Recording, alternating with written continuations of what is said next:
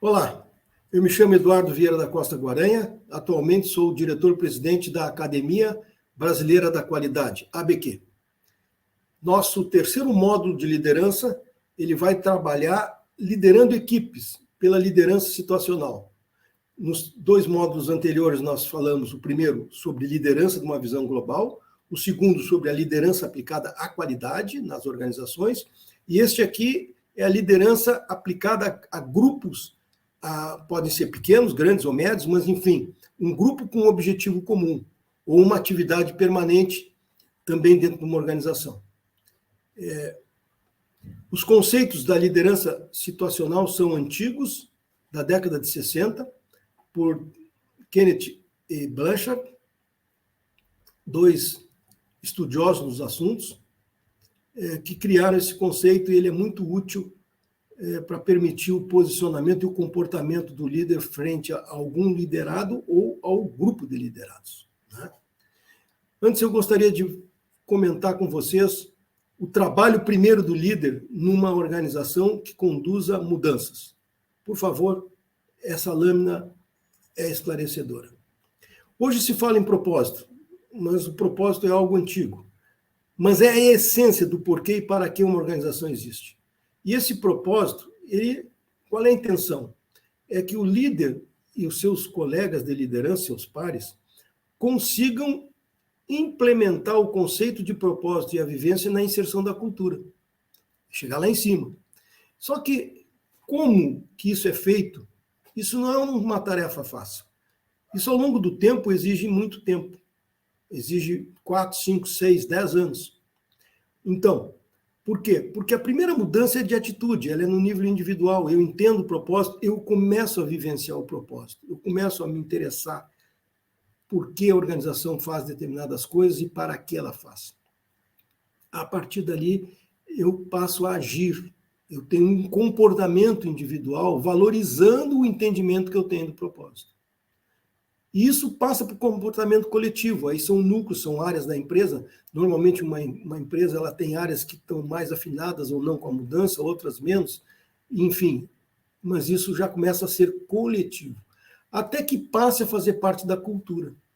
Isso, ou seja, as pessoas que entram enxergam as que ali estão atuando segundo um propósito que tenha significado, que tenha valor e que as leve a fazer aquilo com motivação e comprometimento. Então, a mudança se dá nesse sentido. A influência se dá de fora para dentro. Alguém que é admitido numa empresa começa a sofrer a influência da cultura. É o primeiro passo que ela tem, é da cultura. E aí ela, então, vai entender e aí ela começa a assimilar a mudança. Então, por exemplo, uma pessoa entra, mas essa empresa aqui tem coisas que eu não estava habituado. Ela já se dá, no primeiro momento, o contato se dá com a cultura. Então é isso. Esse é o trabalho principal do líder numa organização profissional, vamos falar assim. Levar a que todos pensem, comunguem e executem o que fazer, o que estão fazendo, comprometido com o propósito desafiador que a organização tem. Muito bem. Então, a liderança de equipe do Paul Harris e do Kenneth Blanchard, ela se dá em cima de é algo que é útil porque te permite, como nós somos, vamos dizer, da área técnica, ou até das áreas humanas, muitos, mas a gente precisa ter uma racionalização para entender as coisas. Isso ajuda a compreender os fenômenos e a tirar proveito disso.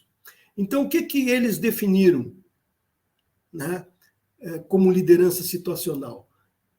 A forma pela qual o líder atua junto aos liderados segundo 4 possibilidades. Uma delas, dirigir.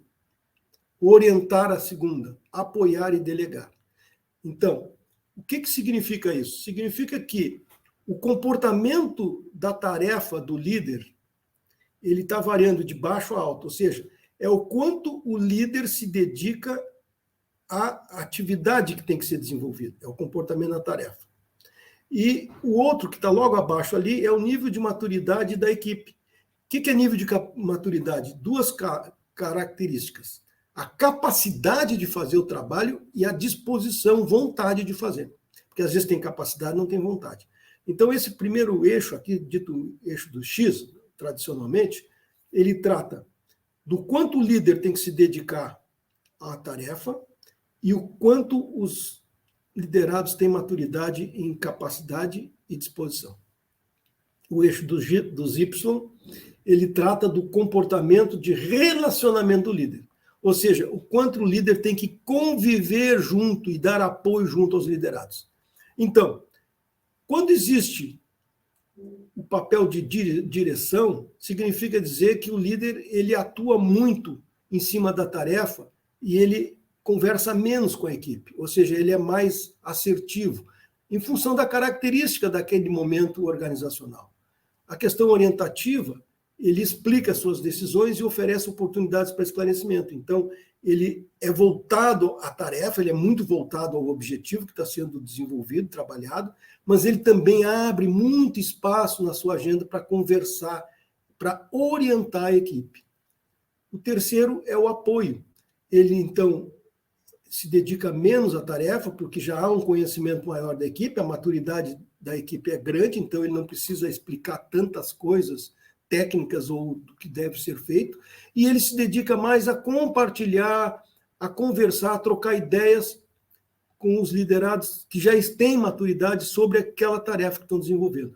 E o quarto azulzinho ali é o delegar. Então, o delegar significa dizer que ele delega responsabilidades para um grupo que tem maturidade elevada, tem conhecimento do trabalho, tem vontade de fazer, e ele interage muito pouco. Por quê? Porque já é conhecido o trabalho e não precisa ficar fazendo reunião e discussão, porque o trabalho já é de conhecimento da equipe. Então, delegar. O que isso nos mostra? Esse quadrinho. Que é muito importante a percepção do líder sobre cada situação. Né? Se ele vai delegar, eu sou um líder delegador. Aí ele delega um negócio para uma equipe imatura ou que não tem condição de fazer o trabalho. O que vai acontecer? Vai dar problema. Ele vai dizer que a culpa é da equipe? Não, a culpa é dele. Ou ele vai dirigir assertivamente uma equipe de alta maturidade que já conhece o trabalho. O que vai acontecer? Vão dizer, pô, esse cara está se metendo em algo que a gente já faz há 20 anos e faz bem. Ou seja, falta de sensibilidade. Ou ele vai orientar alguém, né, que não precisa de tanta orientação porque já está no outro estágio. Então, ele poderia ser mais assertivo, poderia apoiar, envolver menos o tempo dele, a maturidade da equipe. Vai orientar alguém que tem alta maturidade. Vocês vão ver que vai dar errado. Aí eu vou dizer assim, cara, tu está querendo me ensinar como faz isso, eu já fiz isso 10 vezes, já estou treinado, já ensinei para o fulano. Então, essa é a mensagem importante da liderança situacional. Ela permite calibrar o comportamento e o envolvimento do líder junto a cada um dos seus liderados. Um exemplo. O time recebeu um projeto de inteligência artificial para ser desenvolvido na área industrial. Algo novo.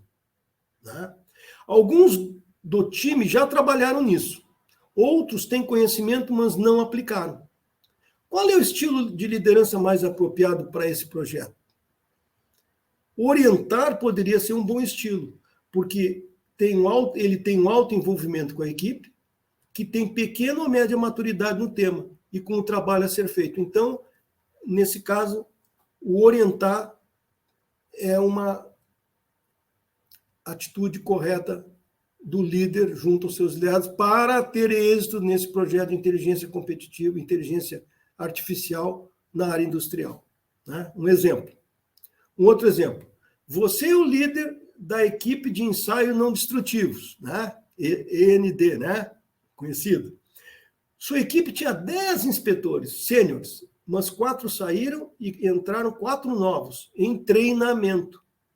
Sua equipe tem um grande trabalho a ser feito de curto prazo. Qual é o estilo mais apropriado de liderança?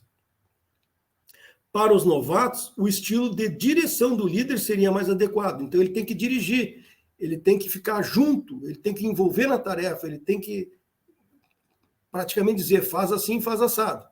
Para os mais experientes, o estilo delegação. Aqueles que já são conhecidos, ele diz assim, você já sabe fazer, eu vou me envolver menos com vocês vão eu estou atuando a delegação aqui. Entendeu? Então, é assim que funciona.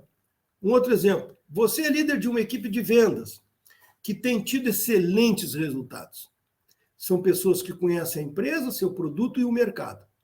Foi colocado para vocês o desafio de organizar a convenção anual de vendas para toda a empresa. Qual é o estilo mais apropriado de liderança? O estilo de apoio participativo seria mais adequado, pois a equipe tem alta maturidade, experiência e conhecimento de trabalho. O líder estaria menos voltado à definição do que fazer e mais atento às ideias que vêm da equipe. Então, o apoiar o estilo participativo. Ou seja, eles conhecem, eles sabem,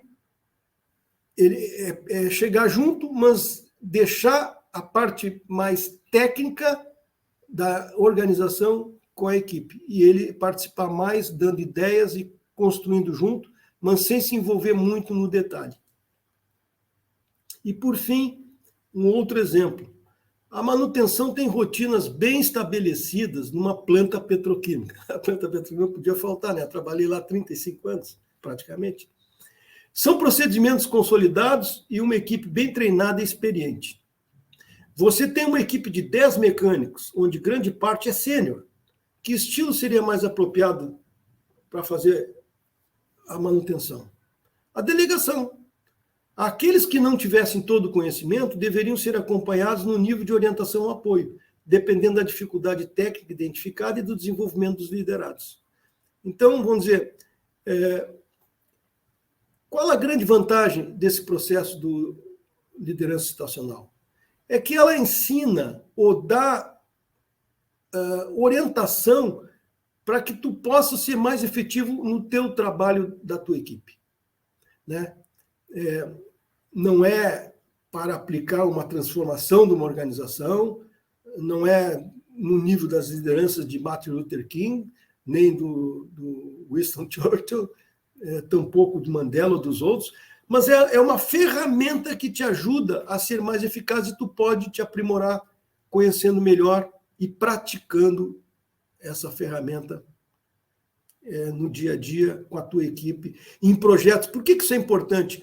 Nós que trabalhamos na qualidade, nós temos normas, procedimentos, sistemas de gestão certificados, tem um modelo de excelência. Nós sabemos o seguinte, exige uma coordenação muito grande das pessoas na empresa para que façam isso. Essas pessoas têm essas características, conhecimento, motivações diferentes. Então, para o nosso trabalho se desenvolver melhor, ela é útil, embora seja uma ferramenta. Ok? Espero que tenham aprendido e gostado bastante.